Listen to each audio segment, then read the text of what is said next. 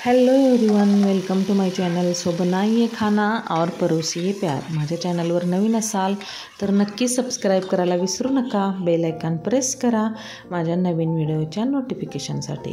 तर आषाढ आता संपत आलेला आहे आणि तत्पूर्वी आपण एक ताव मारणार आहोत मटणावर. इथं मटण मी 1 किलो घेतलेला आहे आणि ह्या मटणासाठी वापरलेला आहे हा जो मसाला आहे तो तुषार मसाले जे आहेत त्यांच्याकडून मी ही चटणी वर्षभराची कुटून घेतलेली आहे. आणि तुम्ही बघू शकाल अतिशय लाल बुंद आणि अतिशय टेस्टी ही चटणी झालेली आहे. वर्षभराची टेन्शन जे आहे ते तुषार मसाल्यांनी आपल्या डोक्यावर घेतलेलं आहे, महिलांना फ्री केलेलं आहे.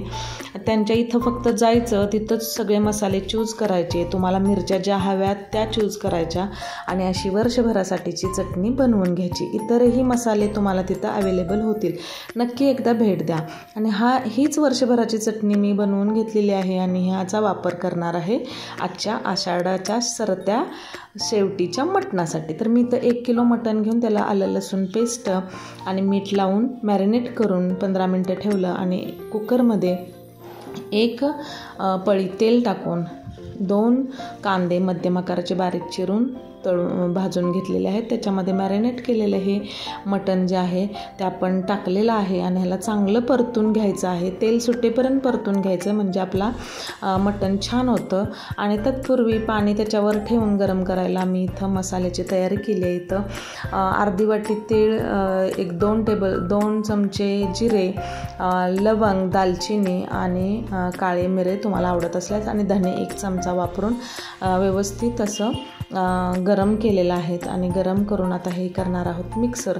त्यामध्ये आपण ॲड केलेला आहे एका नारळाचा अर्धा भाग ओला नारळ वापरलेला आहे आणि आल्याचे 2 तुकडे, 1.5 इंच आलं आपण धरून चालू. कोथिंबीर अवेलेबल नव्हती म्हणून कोथिंबीर ॲड केली नाही. तुम्ही कोथिंबीर ह्याच्यामध्ये ॲड करू शकता, म्हणजे ॲड कराच. तर इथं पाणी मी कुकरवरच भांड्यामध्ये ठेवलं होतं आणि ते गरम झाल्यानंतर त्याच्यामध्ये मी ते ॲड केलेलं आहे.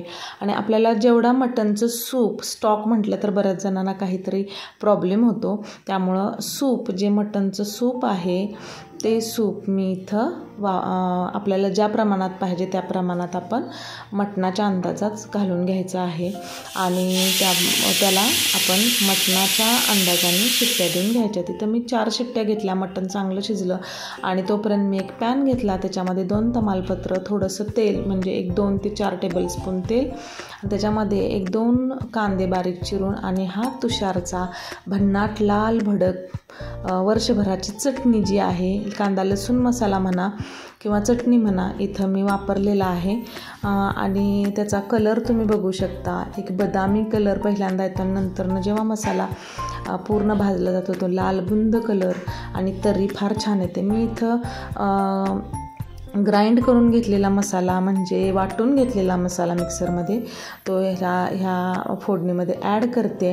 आपल्याला तिखट ज्या प्रमाणात पाहिजे त्या प्रमाणात तुम्ही हा तुषारमध्ये मी आणलेला जो कांदा लसूण मसाला किंवा चटणी आहे ती वापरलेली आहे. तुमच्या आवडीनुसार तुम्ही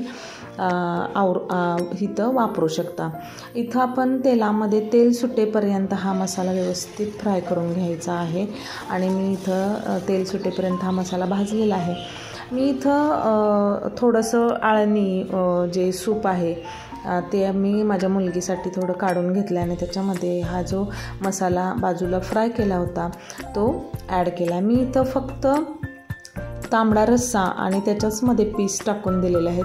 मी वेगळं हाच मसाला जो मी बनवलेला आहे तो मसाला वापरून तुम्ही अर्धा मसाला सुक्यासाठी वापरू शकता आणि अर्धा मसाला तुम्ही थोडासा त्याच्यामध्ये वाढ करून तांबड्या रस्स्यासाठी वापरू शकता.